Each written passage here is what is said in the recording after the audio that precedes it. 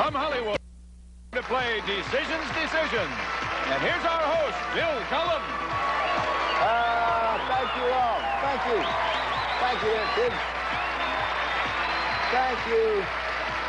Thank you very much. We're going to be spending time together making some intriguing decisions. We're all in for some entertaining discoveries and I think some strange surprises. To help us with this, we need contestants. Johnny, who are our contestants? Bill, we have a homemaker whose interests are music and good cooking. Meet Madeline Hayes. Yay, Madeline. And a university student who's majoring in mathematics. He describes himself as a pinball addict, Mike Kawai. Yay, Mike. As they both wrestle with Decisions.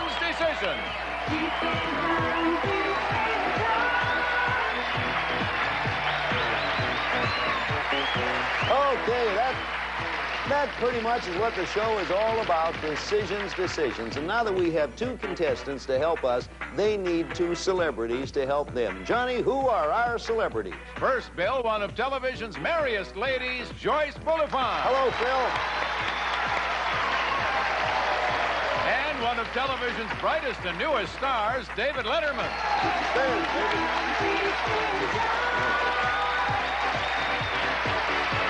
Well, we have the makings of some pretty good decisions.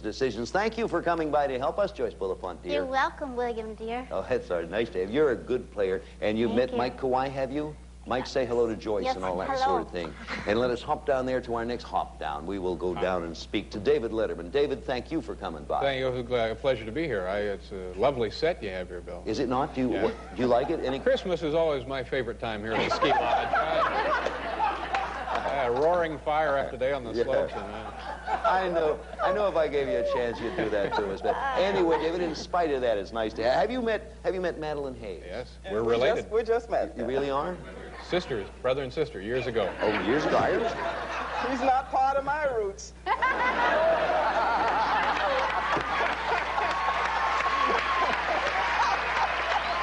See, David?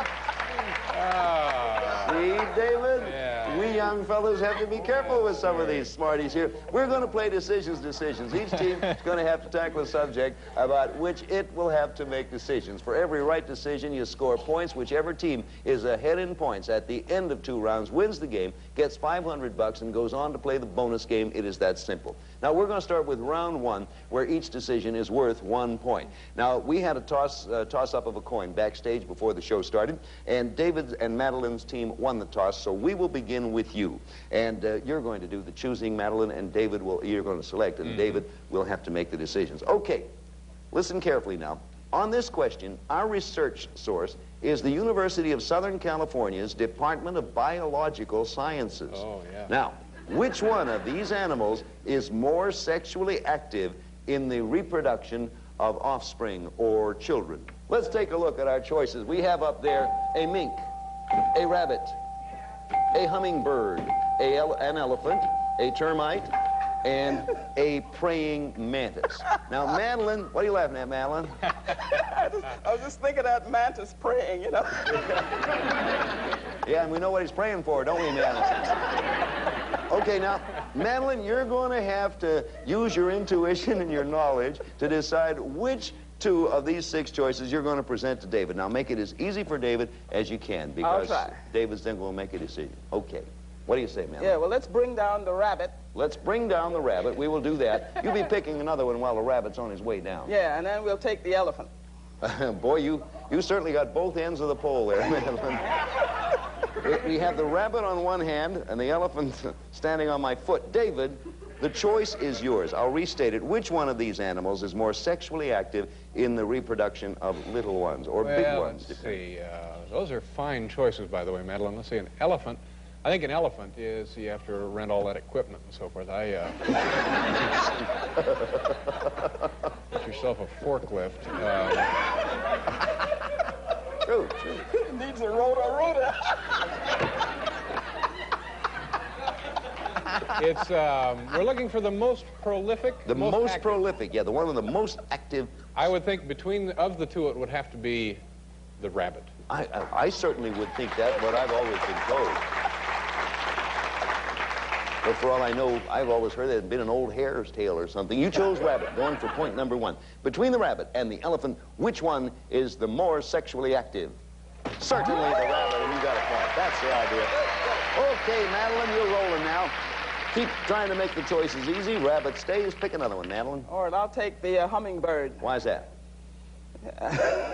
Well, he spends all that time humming after all. Okay. We have up there for you, David, a rabbit, and we have a hummingbird. Which do you think is the more sexually... Of the two, I think Madeline hit it there with the hummingbird. You can't do anything. It gets old in a hurry. Again, rabbit. Rabbit. You chose rabbit again. Between the rabbit and the hummingbird, going for point number 2, which is the more sexually active? By golly, you're right. That rabbit is moving in there. Madeline. Real progress now. Select again, and David will make the choice. Yeah, well, I'll bring down that praying fellow, the mantis. The mantis, okay. And it's up to you, David, to make a decision. I think with this particular insect, what they do, they either, as soon as they breed, they die, or they eat their young. Either one pretty much inhibits sexual activity.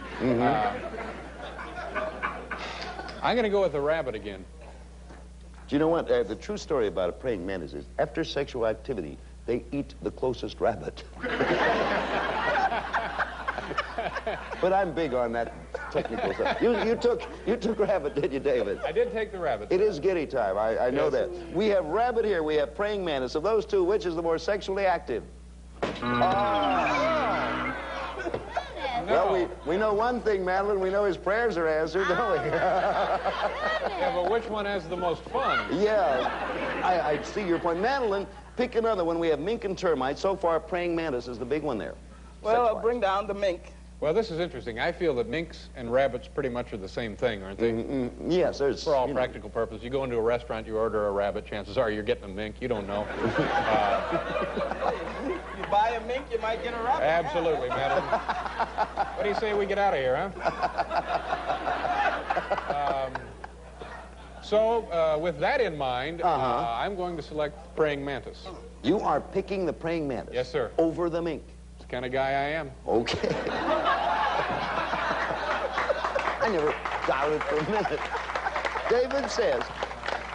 David says praying mantis. He's that kind of a hairpin. Going for praying mantis. Of those two, which is the more sexually active? David, you're right. You're that kind of guy. Okay. Madeline, the last choice, of course, is termite. You needn't choose that because that's all that's left on the board. David, your final choice. Termite, praying mantis, which has the most active and fun type sex life? I think because of the, you hardly ever have Orkin come out and spray for praying mantis. You know? Yes, that's true. You're hardly ever going like that. That's right. That is... I think it would be termite.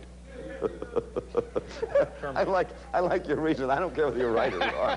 Between termite and praying mantis, this is the final one in this round. Which is the more sexually active? David, you're right.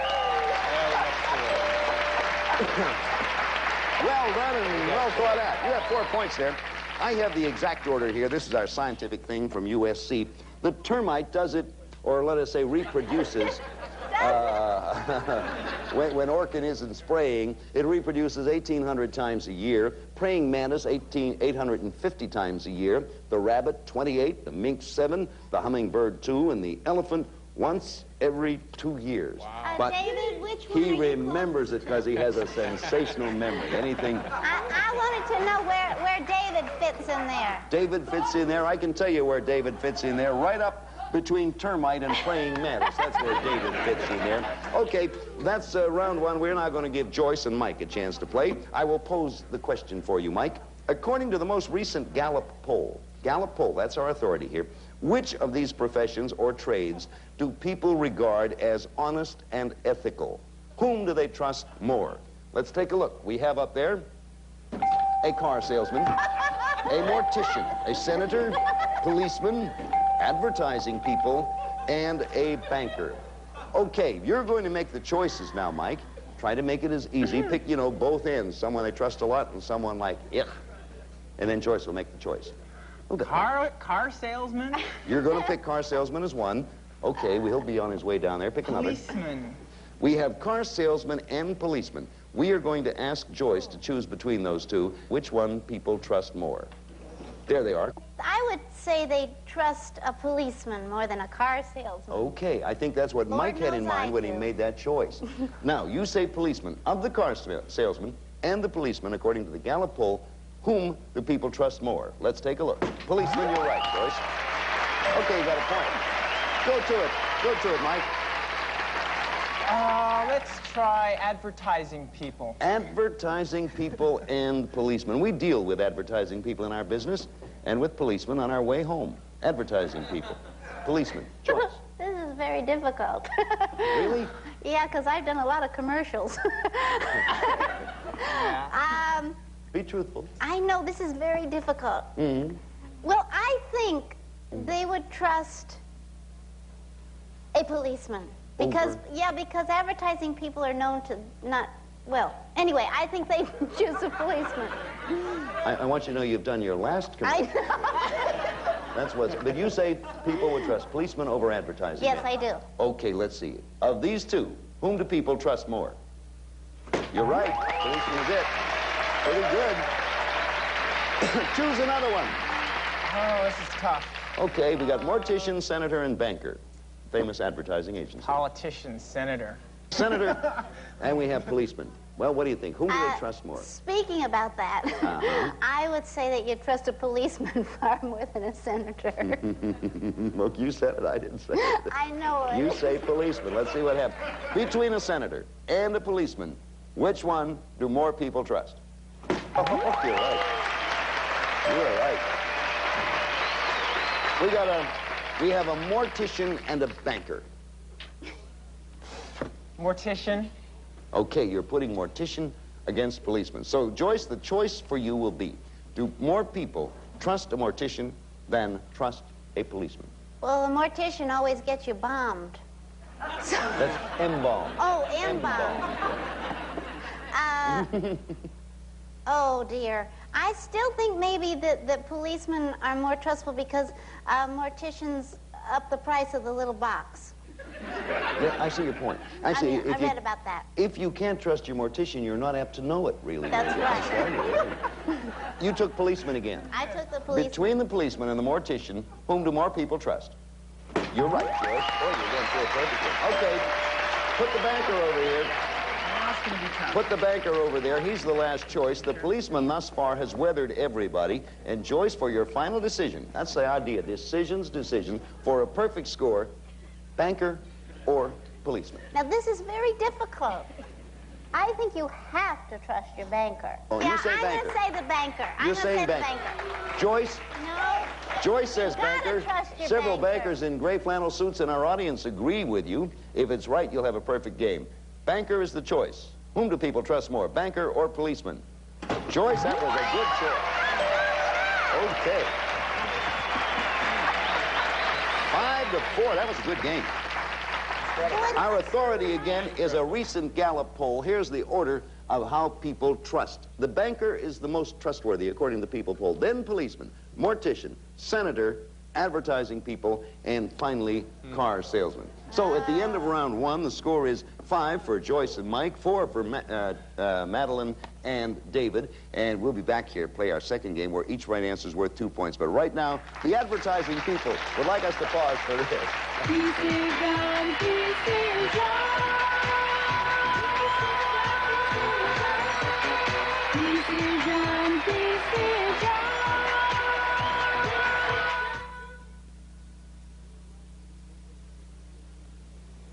You know, in round two, each right decision is worth 2 points, and it's the celebrity this time who's going to make the selection, and the contestant who will make the decisions. So, David, you'll be selecting for Madeline, who will make the decisions. Score now, Joyce and Mike 5, Madeline and David 4, and here we go. We polled 500 women as to what it is about men that turns them on. Now, you'll have to decide which turns them on more. That's what we're going for. Is it a guy's What? beard, a guy's deep voice, a guy's muscles, a guy's exposed chest, his tight pants, or his eyes? How come they don't have a wallet up there? Because that would be a shoe-in, Madeline, Oh, that's well, I why. want to see wallet. Because we all know, Madeline, I like your philosophy. David, make the choice as easy as you can for Madeline. I would start out by saying eyes. Eyes is Eyes one. is Put one. eyes down there, if you would, please, while Or David eyes would chooses be another. two. And also a deep voice. Okay, we have your choice, Madeline, will be between eyes and a deep voice. Of the 500 women polled, which of these turns them on more readily? Madeline, what's your philosophy there? Oh, I guess I'll take the eyes, because the deep voice might be counterfeit. You know how it is, you know. Yeah. I can get pretty macho, and I sure ain't funny. You did one heck of a job right there. If anyone were polling me and I were 500 women, I'd vote for you, Madeline. But such is not the case, alas. You chose eyes, did you Yeah, not? I chose them. If correct, you have 2 points. Which turns the women on more, eyes or deep voice? Kidding. That's a bad start. Yeah, you're turning on people you never even knew cared, Madeline. David? She cares about this. She's Make- way out in front. She Make wants to another do selection, that David. there. Put aside your rancor for a moment, please, David, and make another selection. My, oh my, I am momentarily lost my composure. Well, I haven't found it.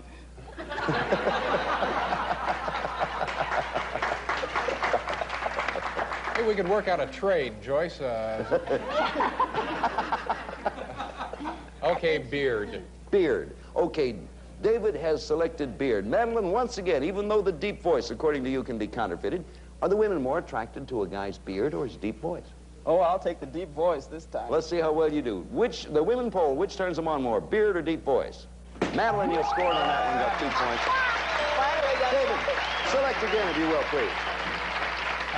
Let's see. I read something recently with regard to an exposed chest, but I believe the muscles would be my... You think muscles more apt to turn them on? Okay, you have muscles up there, and deep voice remains. Madeline? Okay, I'll take the muscles. You'll take the muscles. I'll take the muscles. You do not get the muscles. I mean, you chose them. Yeah, I chose the muscles, yeah. Madeline says muscles. Of the 2, muscles, deep voice, what turns the women on more? Deep voice. Okay, we have exposed chest and tight pants, David. My goodness. We're really going down the drain here. All right, all right. It's not over yet. We're still in this one. Exposed chest. Okay, let's put exposed chest over there. So your choice will be between exposed chest and deep voice. Madeline? Oh, well, I say deep voice then. You're sticking with Might deep have voice. acne on that chest. You never know. Sure. A chest like that is better off not exposed. That's right. So it ought to be covered up. You're going with a deep voice. Of the 2, exposed chest, deep voice, what turns them on more? Exposed chest. Madeline, you keep jumping to the wrong part of the body all the way through there. Only one left is tight pants, so we will put tight pants up there along with exposed chest. And Madeline, make your final choice. You have 6, your opponents have 5. Well, I'll take exposed chest. You're still taking exposed Yeah, you might chest. have a sock in those pants anyway. Okay, we got Can we take a break a We minute have- and hose her down? exposed chest. Funny, you notice how I go along and I don't even know anything's going. I'm no dummy. We have exposed chest and tight pants. Madeline Where? Madeline, now you're starting. Get out of this. Madeline picked exposed chest. Of the 2, which turns the ladies on more? Tight pants does it.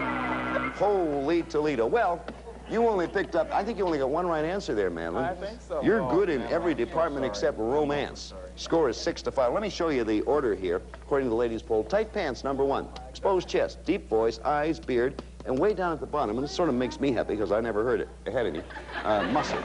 So now, with the score 6-5, Joyce and Mike, you're going to get a crack at it. And actually, you only need 1 right answer, and you will have won the game. Wow. You are, this time, going to make the selection, Joyce, and Mike's going to be doing the decision. Okay? According to the American Psychological Association, which is the worst fear people have? Now, here are 6 of them. You decide which they fear most. They are deep water, fear of heights, fear of public speaking, death, fear of flying, and fear of bugs. Okay, make your choice up there, and we'll give Mike a chance to answer. You only need 1 right answer. Boy, you they're can... all pretty awful. Okay, I will take death Okay. And the other? and bugs. Death and bugs are the two choices that are going up. I remind you again, the answer here is according to the American Psychological Association, and we're trying to decide which people fear most, death or bugs. You only need one right answer, Mike. What do you want to do? Somebody could bug you to death. Well, I think that most people accept death, and I know a lot of people who are afraid of bugs, so I'll go with bugs. Just a fait accompli as far as death is concerned. Okay, you say bugs, and if you're correct, you get 2 points. If you're right, you win the game.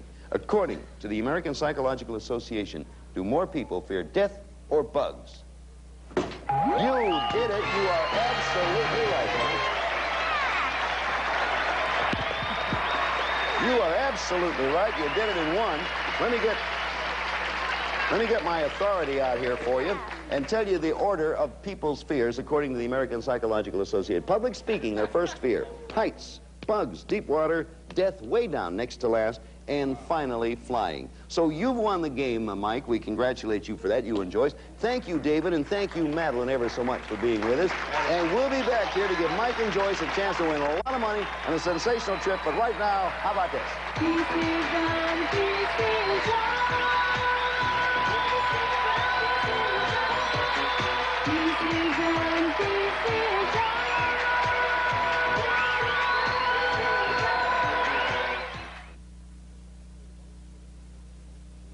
Okay, it's time to play the bonus game in which you, Mike, can win in cash and prizes, thousands of dollars, and Joyce, of course, is here to help you.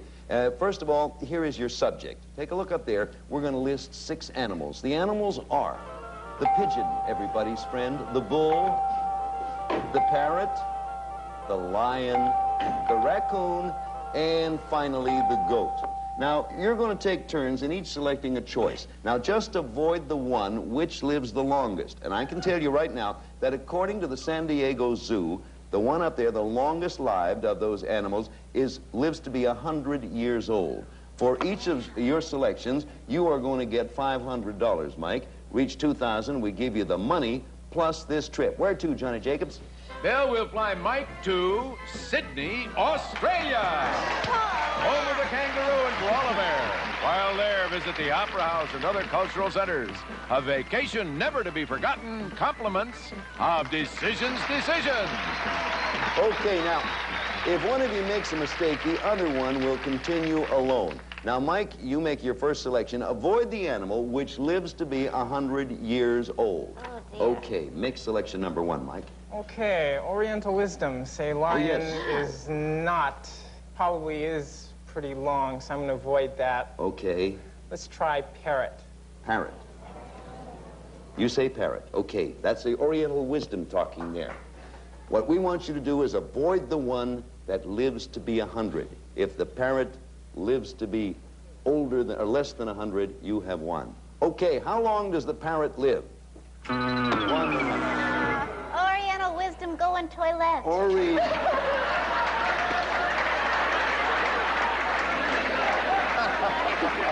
Who said that? Was that Confucius? I'll tell you what happens now.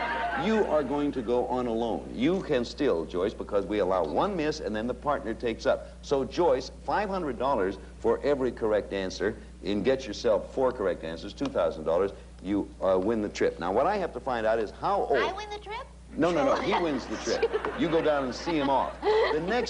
The next oldest up there, we have pigeon, bull, lion, raccoon, and goat. One of those lives to be 60 years old, Joyce. Try to avoid that one. For $500, Joyce. Mike's out of it now. You got to do it for him. All by myself. All by yourself. I would say the billy goat eats a lot of bad things, so I don't think he'd live that long. You don't think a billy goat lives 60? No. If that is so, you will have $500 for Mike. How long's a goat live? 10 years. You got $500. Okay. Select again, Joyce. You're all by yourself now. You just won Mike $500, trying to avoid the one that lives to be 60. Raccoons wear those black things. Yes, they do, yes. And they steal. They so they do. probably go to the pen. So Yeah. I would say they die soon. They're executed before they get to be executed, 60. right. How old does a raccoon live to be? You are right again. You have $1,000. 2 more right answers. 2 more right answers, boy. Joyce. You'll have $2,000 in the trip. one of those, pigeon, bull, lion, lives to be... Oh, this is very difficult. 60 years old. Pigeons give messages. Right. If they gave a bad message, they might get it. Mm-hmm. A stool pigeon wouldn't live so long, and that might be a lot of bull. And you're not lying. And I'm not lying. Okay. Take care of that as long as... Oh, dear, I am going to take a guess. Okay. I'm going to say a bull. If a bull, if a bull Like does the not... matador gets a lot of those guys. Well, let's see. If the bull lives to be less than 60, you have $1,500, Mike. How old does a bull get to be? 30 years old. You got $1,500. One more. One more. You have the pigeon and you have the lion. One of those two can live to be 60 years old. If you are right, if you choose the one who lives less long than that, Mike will have $2,000 and the trip to Sydney. Or will it be Sydney with $2,000 and the trip to Mike? It doesn't matter. This is difficult because I don't know that much about pigeons. Well, you weren't big on bulls either, but you did all right. I think the drunk's breath in the park might do them in. Uh-huh. So I would say pigeons are the next to go. You are going to say pigeons if a pigeon lives less than 60 years, you will have $2,000 in the trip. Ready? Take a deep breath. How long does a pigeon live to be? 20 years old. Congratulations. Good game. Very good. Hey there, Oriental Wisdom. Not bad at all. You got the trip. Joyce won the trip for you. You blew on the first one. We have practically run out of time, but we have a few seconds left, and I'd like to thank David Letterman for being with us, and you too, Joyce Bulifant. And we're going to have another game here tomorrow. I'm sure you'll enjoy. Tomorrow, when we get back here, we're going to decide what is the most important thing in the life of John Travolta. And on that weighty note, this is Bill Cullen saying, can you believe it? Goodbye. We'll see you next time.